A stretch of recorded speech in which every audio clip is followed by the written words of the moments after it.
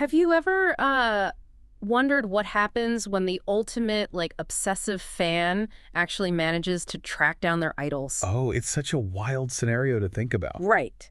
You know the type, someone who spends, practically every waking hour plodding away just to breathe the same air as their heroes? Yeah, the sheer dedication is staggering. It really is. And think about how that power dynamic usually goes. It's completely one-sided, obviously. Mostly. The fan is just a face in the crowd. Exactly. But then imagine if that same fan, years later, ends up working alongside those exact same idols in a professional setting. It entirely flips the script. You go from being the kid shivering outside the security gates, just hoping for a nod, to the professional sitting behind the mixing desk. Yeah. Actively collaborating with them. It's crazy. And that transformation is exactly what we're diving into today.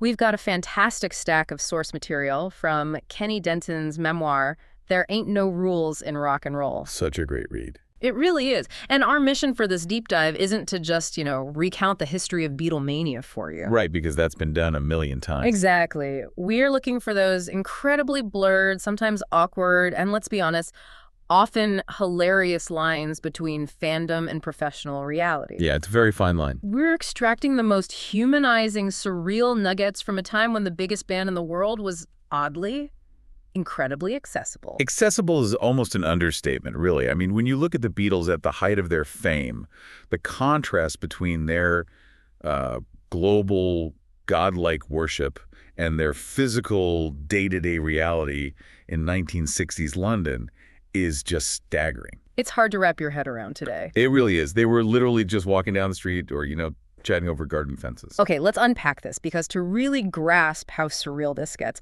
you have to put yourself in Kenny's shoes right at the beginning. Okay, set the scene. It's 1964, the Beatles are absolutely exploding, and seemingly every kid in the UK wants to start a band. Right. So Kenny is this teenager trying to put together a group with his buddies, Timmy and Dimmy. Great names, by the way. Incredible names. But they hit a wall immediately. They are 12 years old, and absolutely no one has the courage to sing. Right. Their voices are cracking. The confidence just isn't there yet. It's peak awkward teenage years. Exactly. So they default to being an instrumental band. They're just hammering out Shadows covers and wipe out. Yeah, that is until they recruit a classmate named Alan Carney. And Kenny's description of Alan in the memoir is just brutally honest. Oh, it's so funny. He says Alan's singing had absolutely no emotion and zero melody, but, and this is crucial, he had the guts to actually stand at the mic. Which is half the battle, really. Exactly. That total lack of polish gave them this raw, chaotic energy. But while Kenny is cutting his teeth in this scrappy neighborhood band, his real obsession is tracking down the Fab Four. And this is where we hit the geographical reality of the 1960s, which is so fundamentally different from how celebrity operates for you and me today. It's a completely different world. It really is. So Kenny gets himself a tiny Honda Sport 90 motorbike. And because he lives in a relatively close radius to where some of the band members have bought their new houses, he essentially just rides over there. I was reading this thinking about how we treat celebrity access now. Today, finding a megastar is like trying to infiltrate a military black site. Oh yeah, lasers, guards, the whole 9 yards. But Kenny's experience sounds more like a 1960s open-world video game. You just ride your scooter around a map, talk to an NPC like a milkman, and unlock the coordinates to John Lennon's house. That is the perfect way to describe it. Because he has no GPS, no internet, he just wanders his scooter into the St. George's Hill estate in Surrey, and there are no security gates. Zero. None at all. What's fascinating here is how a teenager from a scruffy council flat is suddenly navigating one of the most prestigious, wealthy estates in the country, completely unchecked. Just rolling through. Yeah. And the lack of physical barriers actively bred a false sense of psychological ownership. Because he could physically roll up to the neighborhood, the gap between, normal person and global superstar felt entirely bridgeable. The way he navigates it is hilarious, too. Like you said, he literally relies on the local milkman for intelligence. An absolute gold mine of information, apparently. Right. He spots a milkman on his route, and just asks for directions. And this guy is a walking encyclopedia of celebrity real estate. It's so funny. He casually informs this random kid that John Lennon lives at a house called Kenwood, which he bought for £25,000.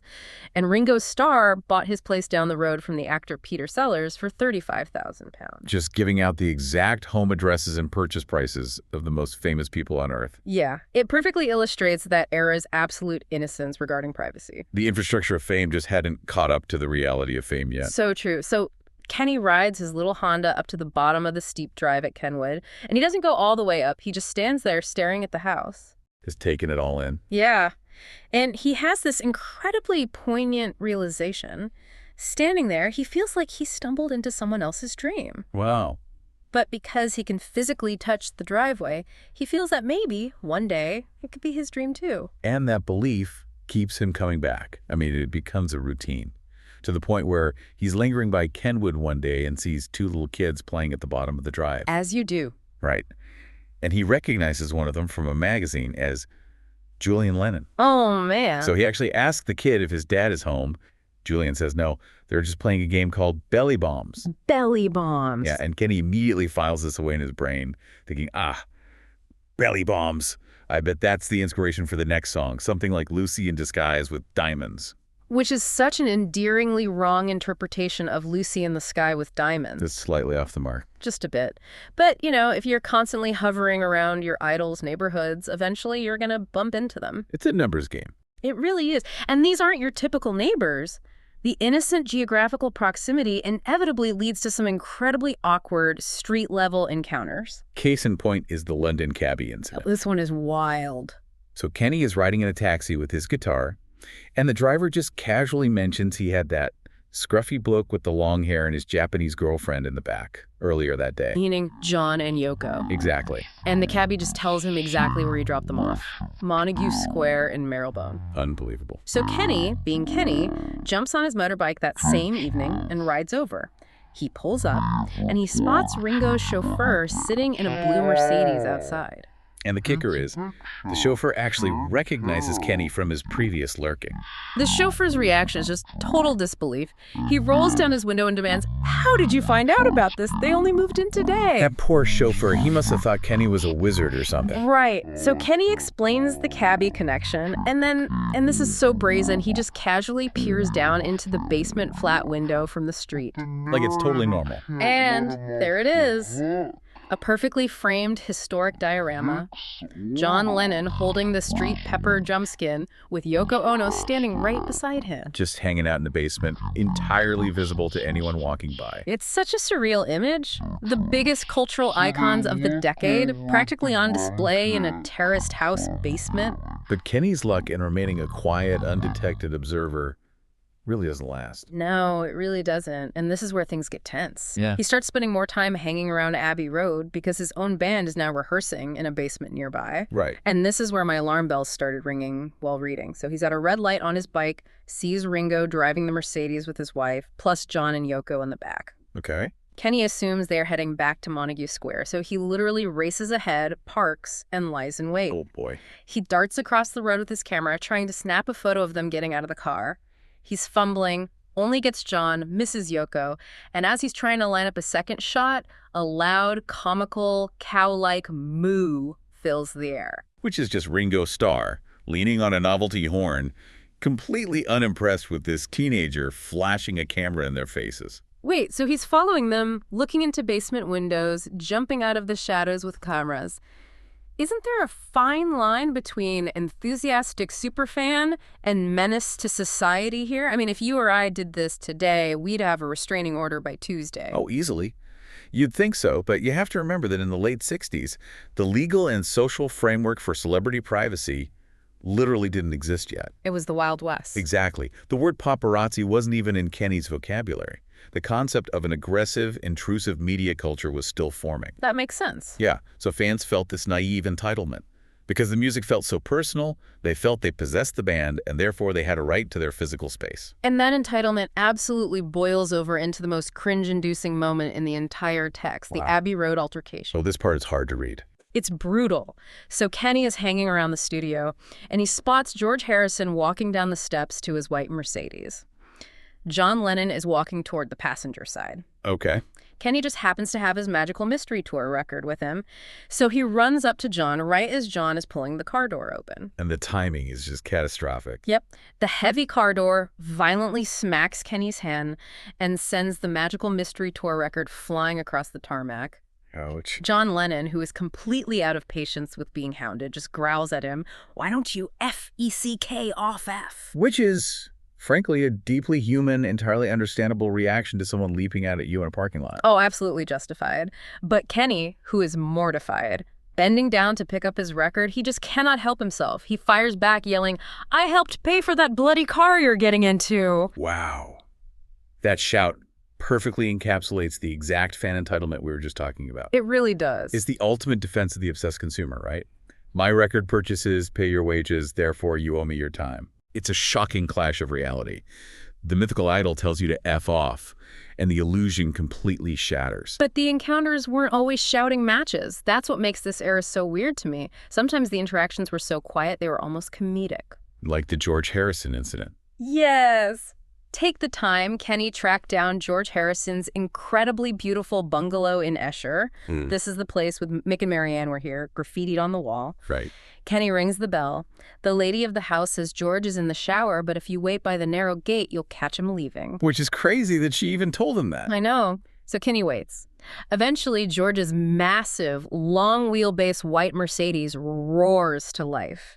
As he pulls out, Kenny somehow startles him, and George literally scrapes the back of his beautiful car against the gatepost. Oh, no. You would expect an absolute explosion here. I mean, John just yelled at him for a bumped hand. You think George would be furious. Right. But George rolls down the window, and in this soft, famous Liverpool accent just asks, "Well, what happened there then?" And Kenny, who's probably sweating through his shirt at this point, sheepishly admits, "I think you scraped your car on the gate. I'm so sorry." And George's reaction. George just takes the program Kenny is holding, signs it, and drives away. It's these extreme variations in encounters, from explosive anger to bizarre, calm acceptance, that start to shape Kenny's understanding of the industry. He's seeing behind the curtain. Exactly. He's seeing his idols not as untouchable gods, but as real, flawed, highly unpredictable human beings. And that realization sets the stage perfectly for what becomes a pivotal sliding doors moment in his own musical career. Exactly. Here's where it gets really interesting. So Kenny knows Paul McCartney lives at 7 Cavendish Avenue. Of course he does. He knows Paul often walks home late at night from Abbey Road with his Old English sheepdog, Martha. So Kenny and his bandmate Brian are leaving their own rehearsal, and they spot Paul on the street. Okay, here we go. Not wanting to bother him mid-stride, they literally circle the block on their bikes, timing it perfectly so they bump into Paul just as he arrives at his front gate. It's so calculated, but it actually works. It does. Paul is standing outside chatting with 2 girls. Kenny and Brian approach, super nervous, stammering about their band and their songwriting, and instead of being annoyed, Paul is remarkably generous with his time. Yeah, he tells them about a new company the Beatles are setting up on Savile Row called Apple. Just huge. Massive. Yeah. He tells them to send their tapes in once it opens. He's basically giving them direct A&R advice. Yes. Artists and repertoire, the actual department responsible for discovering and signing talent. He's acting as their inside man. And he gives them this parting advice. Even if Apple isn't interested, don't give up. Persevere, keep going. That must have been mind-blowing for them. If we connect this to the bigger picture, the impact of that cannot be overstated. The fan's idol isn't just scribbling a signature, he is validating their art. Wow. He is treating them, for a brief moment, as fellow musicians navigating the business. That advice to just keep going wasn't a throwaway platitude for Kenny, it was fuel. But if you're thinking Kenny obviously took McCartney's advice, you're going to hate this next part. Oh, it hurts to even talk about. When Apple finally opens its doors, Kenny and Brian have already secured a deal with a different label called Young Blood Records. Right. So they never follow up on Paul's recommendation. I mean, how do you get direct talent scouting advice from Paul McCartney to pitch to his brand new label and then go, nah, we'll go with Young Blood Records instead? It's agonizing to read. Yeah. Especially because Kenny notes that a guy named Errol Brown walked straight into Apple with his demo right around that exact same time. Oh, no. Yep. John Lennon loved it, signed them, and that band became Hot Chocolate. Ouch. Just, Ouch. yeah, a real missed opportunity. But here is the critical pivot. Young Blood Records didn't turn Kenny into a rock star. Hmm. But the sheer volume of time he spent in cheap studios trying to make it as a band gave him a totally different education. Oh, for sure. He transitioned from a failing musician to the guy who actually knew how the room worked. Right. He learned how to plug in the cables, run the tape machines, and operate the mixing desk, basically that massive cockpit of dials and faders that controls every sound in the room. He realized the guys behind the glass had job security. And this brings us to the most incredible transition in the story. Fast forward to the 1970s. The teenager who was shivering outside the gate at St. John's Wood is now a professional studio engineer inside the control room, working with McCartney himself. It's amazing. So it's 1973, Studio 2 at Delane Lee in Wembley. Paul's there for 2 weeks matching Wings music to Disney film footage. Never released, by the way. Right, because Paul didn't want to credit a previous lineup.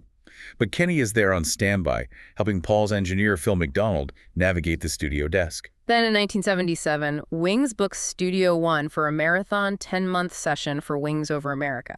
Kenny is around constantly. The godlike mystique is completely evaporated. Completely. Paul and Linda were just strolling through the building every day. But the absolute peak of this professional collision happens during a session for Pickwick Records.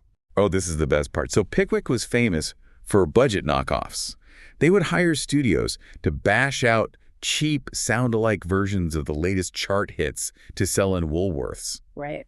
Kenny and a producer named Bruce Baxter are in Studio 4 trying to record a cut-price version of Wings' brand new hit, Mull of Kintyre. Okay, I want you to imagine being a super fan, finally sharing a room with your lifelong hero, and you are actively butchering his latest hit song right to his face. It's the ultimate nightmare scenario. Because Paul, who just wanders between studios because he's curious about what people are working on, walks right into Studio 4 and asks, "Mind if I sit in?" And what are you going to say? No, Paul McCartney, you cannot listen to our cheap knockoff of your masterpiece. Exactly. So Paul sits in the control room. They are trying to recreate the iconic bagpipes from Mull of Kintyre, but they don't have bagpipes. Of course not. They're using a Moog synthesizer, one of those early massive electronic keyboards, to fake the sound. Kenny describes the resulting noise as sounding like a cat being ironed. Oh my God, a cat being ironed. And they have to sit there sweating bullets while the tape rolls for the longest 5 minutes of Kenny's life, playing this horrific wheezing noise to the man who wrote it. The tension must have been unbearable, and Paul's reaction strips away any remaining mythology.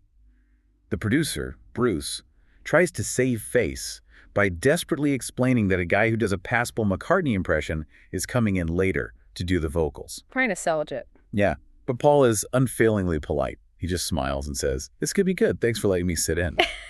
Kenny wonders what he was really thinking, probably, "My God, what are you doing to my song?" Definitely thinking that. But it highlights a profound shift. The screaming crowds of the 60s, the manic energy at the gates, it's all replaced by the mundane reality of a recording studio. It really is. A studio actively strips away the myth-making of top music. It's just a guy sitting on a couch, listening to a terrible synthesizer, being polite to his peers. And the studio years revealed the incredibly ordinary humanity of the McCartneys. It wasn't just Paul, either. Right. Linda McCartney would just wander into the upstairs lounge while Kenny was sitting alone. Yeah. She'd ask to join him, and they'd sit there for half an hour drinking tea and talking about their mutual love for the British comedy show The Two Runnies. Just two colleagues having a mundane chat about a TV show. Or the time Kenny is in the studio restaurant with his 3-year-old son, Nathan. Story is so good. Paul walks in, sits with them, and asks little Nathan, "Are you going to be a singer one day?" And Nathan, with the brutal, unvarnished honesty that only a toddler possesses, shakes his head and says, "No, I don't like music. When my dad comes home from the studio, he plays the same song over and over." I love that. One of the most acclaimed, successful songwriters in human history, totally shut down by a 3-year-old who's just sick of his dad bringing work home. So what does this all mean? The contrast is just staggering. You have Paul and Linda happily jumping into a session just to record backing vocals for the comedian Freddie Starr, just for a laugh. They are relaxed, they are accessible. There is still a boundary. It's not a complete equalization. No, and we see that clearly on Kenny's last day on October 21st. Kenny brings a picture of Paul and asks him to sign it, which Paul does kindly. But when Kenny asks him to date the autograph, Paul flatly refuses. He looks at him and says, "That's for me to know and for you to figure out." So strange. Kenny has to sheepishly take the pen back and write the date himself. I have a theory about this. Why refuse such a simple request? It is odd. Kenny notes he rarely asked clients for autographs, but when he did like Fred Astaire, they always dated them.